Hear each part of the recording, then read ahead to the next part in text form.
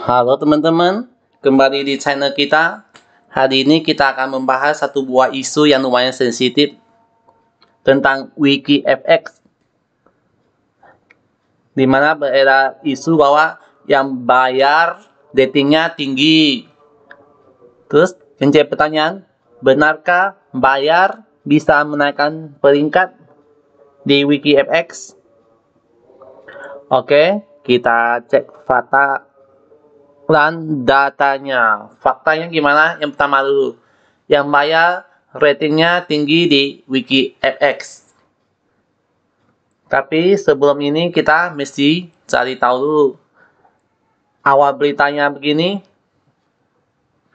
Awal desas-desusnya itu dari mana? Kita buka di Google, coba kita cek WikiFX memeras. Nah, yang ini yang banyak beredar. Kita buka ya di Kaskus. Di sini akan kita bahas satu-satu, teman-teman. Di sini dikasih tahu kita dulu, pertama diberi penjelasan bahwa WikiFX itu apa. Itu adalah penyedia layanan pihak ketiga bagi pengguna untuk mengetahui apakah sebuah broker itu formal, legal, dan nyata. Nah, kata-kata itu yang mereka tulis di deskripsi WikiFX memfokuskan pelayanannya dalam pengecekan lisensi dan regulasi sebuah broker forex, juga dalam pengumpulan ulasan pengguna tentang broker tersebut. Namun, kami memiliki alasan kenapa kalian jangan mempercayai WikiFX. Setelah melakukan penelitian singkat, saya menemukan beberapa tulisan forum terkenal Amerika yang memuat cuitan yang mengatakan bahwa mereka telah menjadi korban dari penipuan WikiFX. Mereka mengatakan bahwa WikiFX menyebar ulasan palsu dan informasi salah di situs webnya, lalu melakukan pemerasan terhadap broker. Nah, itu kira-kira lebih kurang beritanya, teman-teman. Terus, oke, kita langsung ke beritanya ya. Di sini sebenarnya ada 3 contoh kasus dia kasih. Akan kita bahas satu-satu. Kasus pertama, WikiFX meminta uang supaya berhenti menulis ulasan palsu. Ini kita lewatin dulu ya. Itu kita bahas terakhir. Kita langsung ke kasus kedua. WikiFX memberi ulasan rendah dan berbohong bahwa broker tidak memiliki lisensi. Di sini teman-teman, yang diambil contoh itu Nomura. Mari kita cek contoh lain dari daftar broker secara acak. Nomura Holding adalah raksasa keuangan Jepang yang telah berkecimpung di pasar internasional selama hampir 100 tahun. Mari kita periksa apa tulisan WikiFX tentang Nomura Holding. Oke, kita nyari tahu dulu sebenarnya Nomura Holding itu apa. Nomura Holding itu adalah sebuah perusahaan asal Jepang yang bergerak di bidang sektor finansial. Industri yang menjadi fokus utama Nomura Holding adalah finansial. Industri yang menjadi fokus utama Nomura Holding adalah industri jasa investasi. Jadi Nomura Holding ini adalah industri jasa investasi, teman-teman. Terus kita coba cek ya di Nomura. Kita cek. Di sini Nomura ada beberapa sekuritas, aset manajemen, dan di sini Nomura Holding ya, dengan skornya sangat rendah 1,3. Bagaimana sebuah perusahaan raksasa karena mereka bisa mendapatkan skor rendah seperti ini? Disuruh menghindar. Oke, saya beri sedikit penjelasan. Di sini sebenarnya WikiFX itu cuma menilai pialang atau broker. Dan Nomura ini sendiri adalah perusahaan investasi. Nah, kalau selain perusahaan pialang sebenarnya tidak cocok untuk dinilai oleh WikiFX. Jadi maka mereka memberikan nilai rendah. Karena kenapa? Di sini lisensi manajemen risiko, yang pasti manajemen risiko ini mereka gak bayar. Regulasi, sebenarnya regulasi itu yang mereka itu kan buat forex ya. Dan bukan perangkat lunak MT4, MT5 ya, karena mereka bukan perusahaan pialang, bukan broker. Jadi ya menurut pengakuan menurut omongan dari menurut penjelasan dari orang WikiFX-nya, dia bilang Nomura ini sebenarnya bukan Nomura ini doang ya, semua perusahaan yang bukan bergerak di bidang pialang itu sebenarnya tidak cocok dinilai. Artinya mereka telah salah memasukkan Nomura ini ke dalam webnya WikiFX yang harusnya bukan bidang mereka untuk menilai ini. Yang bidang mereka itu cuma bergerak di bidang pialang doang. Jadi di luar pialang atau broker itu skornya pasti jelek. Karena mereka ya yang pasti dia memiliki MetaTrader segala macam. Jadi penjelasannya lebih kurang begitu. Dan kita ke kasus yang ketiga dulu. FineX. WikiFX melakukan investigasi palsu untuk menghasilkan uang, di mana dia bilang FineX ini tidak benar-benar dicek ya, kunjungannya dipalsukan lah ibaratnya lah. Tapi sekarang kita cek FineX diberi dengan skor 3,8, kita cek FineX. Nah, di sini FineX sudah berubah ya skornya ya. Dimana lisensinya tinggi, udah Bapepti. Ya, Indonesia tuh memang Bapepti. Manajemen risikonya tinggi. Unit perangkat lunanya oke. Bisnisnya juga lumayan, regulasinya juga oke.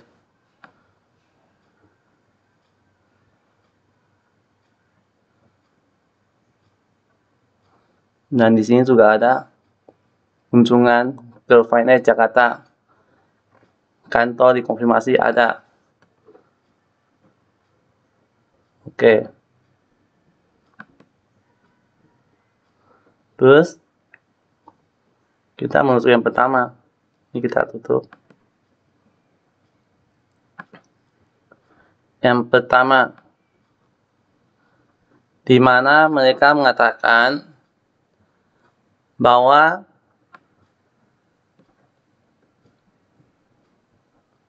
aplikasi mereka sudah di-download lebih dari 800.000 kali dan ingin mempromosikan WikiFX. Artinya mereka menawarkan saya ingin strategi marketing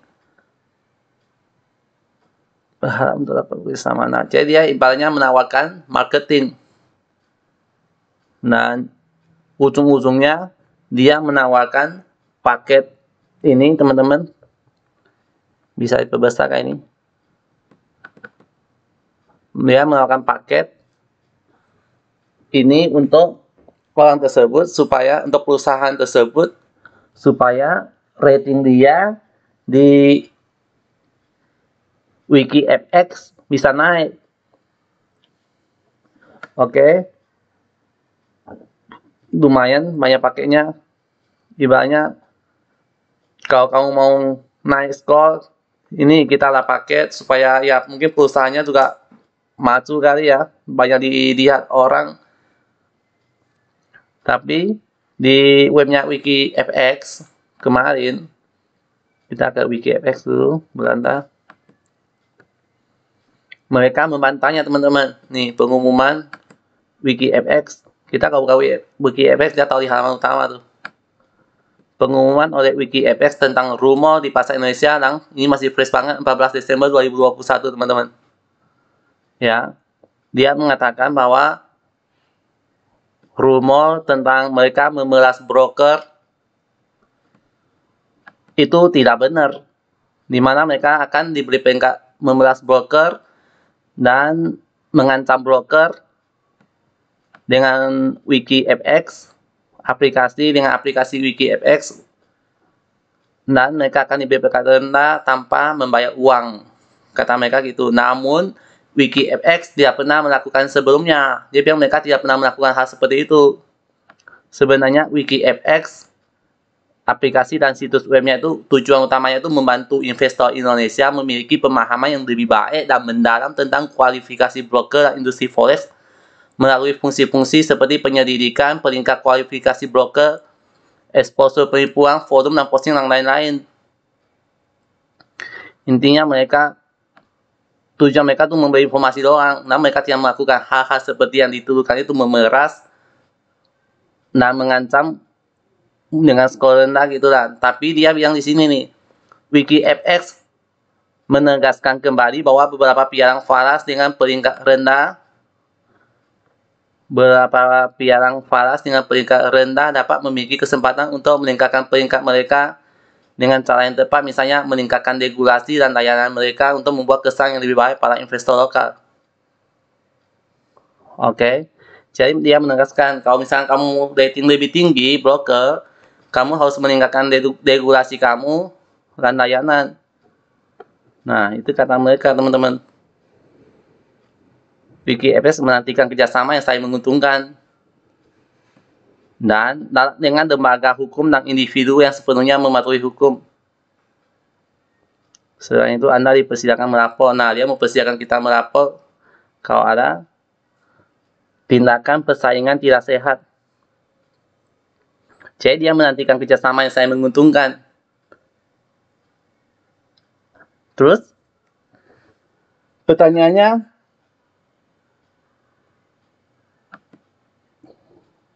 benarkah buyer bisa menaikkan peringkat kan? Mereka bilang mereka gak memeras. Benar, gak memeras. Terus, kalau gak memeras, apa dong yang dia tawarin itu? Soalnya, yang pakai marketing ini, teman-teman, ini sebenarnya udah beredar luas dan ini tidak dibantah oleh pihak marketingnya WikiFX di Indonesia, teman-teman.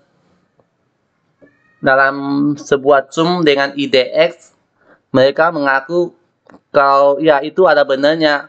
Ya namanya perusahaan kan butuh uang buat berputar. Nggak mungkin kan mereka bikin gitu buat cuma bikin satu buat web, berbagi info cuma buat sukarela gitu kan, nggak mungkin ya. Jadi pengaruh ininya di mana? Pembayaran. Nah, di sini kita bisa lihat. Di sini mencakup Dega Ad, di mana orang harus membayar 3.000 sampai 10.000 US dollar. Flexi Store, buat aplikasi, buat booth atau buat iklan, ranking. Nah, yang kelima nih, ranking. Apakah mereka terima bayaran? Benar, mereka terima bayaran, teman-teman. Soalnya kenapa? Mereka buat biaya-biaya mereka itu dari mana kalau mereka nggak terima bayaran? Dan mereka menyebut ini sebagai paket marketing, bukan pemerasan ibaratnya. Kalau mereka terima pembayaran, berarti buat naikin skor, berarti penilaian mereka bisa aja gak objektif dong. Kan jadi pertanyaan kan? Nah, untuk itu kita harus tahu, ini pembayaran apa aja. Yang nomor 5 ranking ini, teman-teman, kita bisa cek di sini. WikiFX. Nah, mereka menyampaikan kalau ranking itu pengaruhnya di sini, teman-teman. Di sini kan ada 4 macam peringkat. Peringkat ini menurut mereka itu sesuatu yang tidak bisa dibeli. Peringkat ini berdasarkan kenyataan lapangan skornya. Nah, di sini ada satu ikan tuh. Nah, iklan ini kita mesti bayar. Tapi walaupun kita bayar, kata mereka skor kita tidak bisa naik. Kayak ini skor jelek tetap aja jelek. Tapi dia bukan ranking 1 ya. Ini cuma iklan ya. Oke. Yang kedua, yang kita bayar buat ranking itu apa? Itu adalah brand ranking. Ini yang mereka bayar. Untuk dapat peringkat pertama, kedua, ketiga itu mereka harus membayar, teman-teman. Dan itu tidak ngaruh ke skor, kata mereka ya. Nah, di sini juga mereka memberikan informasi peringkat populer. Ini yang paling banyak dicari ya. Dan sama satu lagi, platform bermasalah. Nah, di sini lumayan banyak ya platform yang mereka anggap bermasalah ya. Jadi kita buat cari tepat di sini ya, Suntong Capital. Salah satunya yang kabur kemarin. Kalau gitu, aman nggak? Kita cek, kita ngikutin, misalkan kalau begitu berarti aman dong ya, kita ikutin skor yang ada di sini, yang dikasih oleh WikiFX. Nah, jawabannya antara aman dan tidak aman, teman-teman. Kok gitu? Jadi sebenarnya aman apa tidak? Kita nggak boleh berpatokan skor. Intinya itu kita sebenarnya itu jangan berpatokan skor. Loh, kok gitu? Ini kita kembali ke paket yang mereka tawarkan, teman-teman. Di sini flash stock, oke, kita lewatin. Logo aplikasi, logo buah aplikasi kita lewatin. Nah, yang pertama ini, teman-teman, Dega Apprend ini yang berpengaruh ke skor. Dega Apprend, di mana ada 3 macam Dega Apprend, dan masing-masing mereka harus membayar biaya itu per bulannya sekitar 3.000 sampai 10.000 US dollar. Jadi Dega Apprend itu begini, teman-teman. Dega Ad ini didapat dengan seperti yang tertulis di sini, setoran integritas telah dibayar. Maksudnya gimana? Untuk mendapatkan Dega Apprend seperti tadi, sebuah broker itu harus mengeluarkan biaya. Dan apa yang didapat dari Dega Apprend ini, dari biaya yang mereka keluarkan ini, ya, ketika mereka membayar Dega Apprend, mereka akan mendapatkan ini, manajemen risiko. Maka manajemen risiko di sini lumayan tinggi. Sebelum itu, kita akan bahas terlebih dahulu. Kita bahas terlebih dahulu tentang 5 hal ini. Ketika kita memutuskan untuk di WikiFX, kita harus mengerti tentang 5 hal ini. Yang pertama, lisensi. Lisensi itu mencakup WikiFX itu beroperasi di mana, lisensinya daerah mana. Kalau kedua, manajemen risiko. Manajemen risiko itu bisa dapat skor tinggi kalau mereka mengambil paket Dega Ad ini, teman-teman. Jadi kalau misalkan mereka nggak mau ngambil Dega Ad, manajemen risiko mereka juga udah bagus, sebenarnya bisa dapat skor tinggi. Tetapi kalau misalnya skornya nggak bagus semua, cara mereka nutupinya gimana? Ya udah, ngambil Dega Apprend ini. Jadi sebenarnya kita nggak boleh terlalu ya. Kalau misalnya skor di sini bagus, nah kita harus melihat dulu bagusnya gara-gara apa? Karena kenapa? Dega Apprend ini kan merupakan paket marketing lain mereka. Jadi yang bisa menaikkan skor itu, membayar menaikkan skor ini, ya ini, Dega Ad ini. Yang membuat manajemen risiko skornya naik. Terus yang ketiga yang harus kita tahu itu indeks perangkat lunak. Indeks perangkat lunak itu hindari yang skornya rendah. Biasa orang nggak pernah peduli sama ini. Tapi ini sangat penting. Ini menyangkut tentang MetaTrader, tentang software, tentang server di perusahaan. Apabila suatu saat servernya bermasalah, apakah mereka punya backup? Dan yang harus kita ketahui, teman-teman, kita buka di sini penilaian MetaTrader mereka itu, kalau skor 4 biasa rata-rata jelek. Jadi kita harus hindari itu MetaTrader yang label putih. Dimana di sini dijelasin kalau MetaTrader label putih mencurigakan, diduga tidak memenuhi regulasi, tidak memiliki pelatihan formal dan berisiko. Jadi kalau MetaTrader mereka itu memakai label putih, kita harus hindarkan, teman-teman. Selain itu, broker white label mencurigakan dapat mencari tekanan dari semua posisi perdagangan klien. Artinya MetaTrader label putih ini walaupun berisiko, tapi bisa dipakai buat perdagangan. Nah, yang itu yang lawan dimainkan sama orang. Bisnis ya, kita nggak tahu lah ya, bisnis itu nggak tahu bisa mereka mainin apa enggak. Dan kelima tuh regulasi. Regulasi itu kalau bisa hindari yang mereka memakai registrasi biasa, teman-teman. Soalnya info yang didapat, kalau ini bukan info dari orang WikiFX ya, info yang saya dapat dari ya online gitu, Mereka mengatakan kalau registrasi biasa itu biasa yang ngasih registrasinya itu dari pihak WikiEPX. Jadi registrasi ini bukan mungkin benar dari Amerika, dari NFA, tapi bukan registrasi, bukan buat apa, bukan buat broker atau bukan buat apa kali ya. Soalnya cuma sekedar registrasi biasa doang. Ya tapi ya buat itu hindari aja lah kita. Hindari yang registrasi biasa. Hal itu untuk menjaga kita dari broker bermasalah. Jadi mereka mau bayar gak bayar ya sebenarnya nggak terlalu penting ya. Yang penting kita harus perhatiin ini 4 nih, ini 5 nih. Tapi ya intinya yang tadi, hindari kalau misalkan isinya semua jelek tapi manajemen risikonya tinggi, walaupun skornya bagus, saran saya sih hindari teman-teman. Dan yang paling penting itu kalau bisa kunjungi situs web dia, sama kalau bisa mereka sudah dikunjungi sama WikiEPX ini. Kayak Deko Market ini kan belum ada kunjungan ya, pabriknya di mana juga belum ketahuan ya. Semua mereka skornya bagus gara-gara setorin, gara-gara membayar paket ini nih teman-teman. Jadi pertanyaannya udah kejawab ya. Apakah benar dengan membayar skornya bisa naik? Jawabannya tentu aja bisa, karena hal itu mengangkat di manajemen risiko. Dan satu lagi, kebantu juga.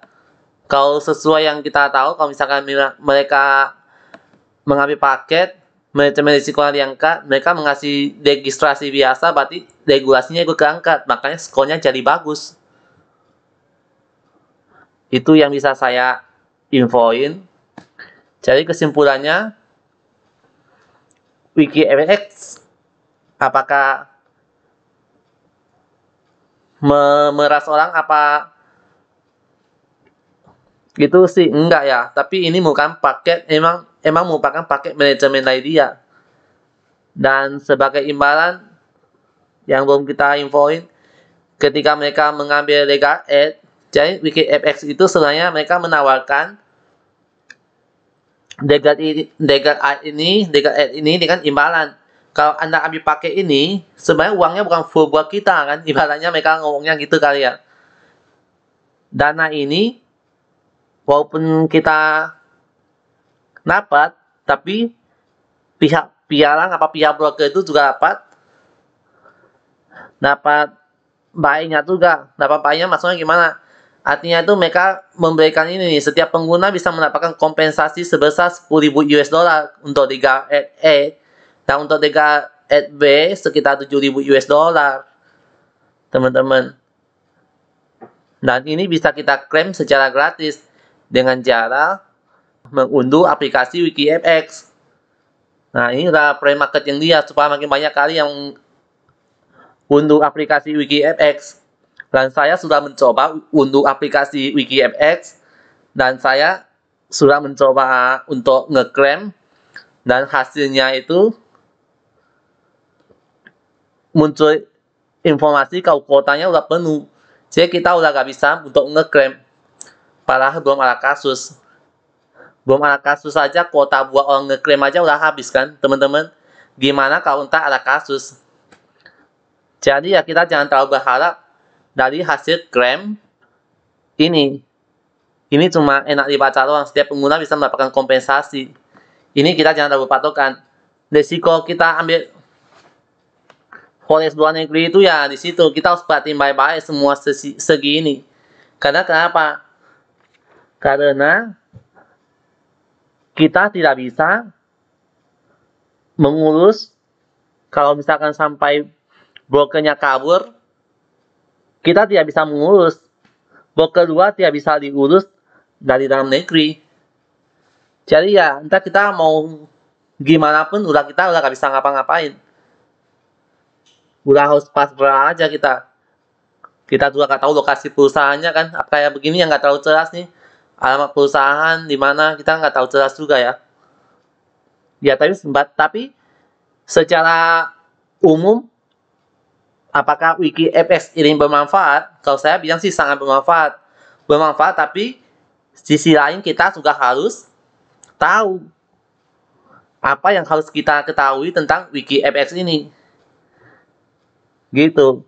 Nama perusahaan yang butuh biaya ya wajar. Mereka pasti menawarkan paket. Dan paket itu pengaruhnya di mana? Sekarang kita udah tahu. Apa yang mempengaruhi, skor juga kita tahu. Dan sebagai akhir kesimpulannya,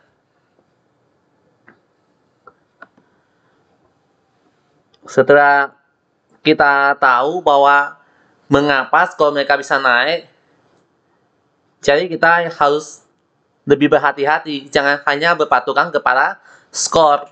Skor kepala 6 pasti bagus. Jawabannya belum tentu. Kita harus cek dulu lokasi perusahaannya tuh bener ada apa enggak.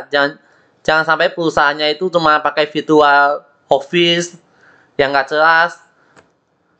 Yang kedua, kita harus hindari kalau misalkan dia risiko manajemennya bagus, manajemennya skornya bagus, tapi yang lainnya jelek semua. Itu kita harus hindari. Yang ketiga, kita harus selalu ngecek status MetaTrader mereka. Kayak tadi, white label, ada beberapa macam. Ntar teman-teman bisa ngecek, tinggal baca aja. Kalau dia bilang full lisensi atau apa, berarti itu bagus. Kalau yang white label itu, berarti kemungkinan itu MetaTrader-nya bisa di otak-atik catnya ya. Nah, yang keempat, hindari yang cuma registrasi biasa doang. Usahakan yang sudah terregulasi. Oke? Demikian yang bisa saya sampaikan. Semoga terbantu. Dan jumpa lagi di video berikutnya. Terima kasih.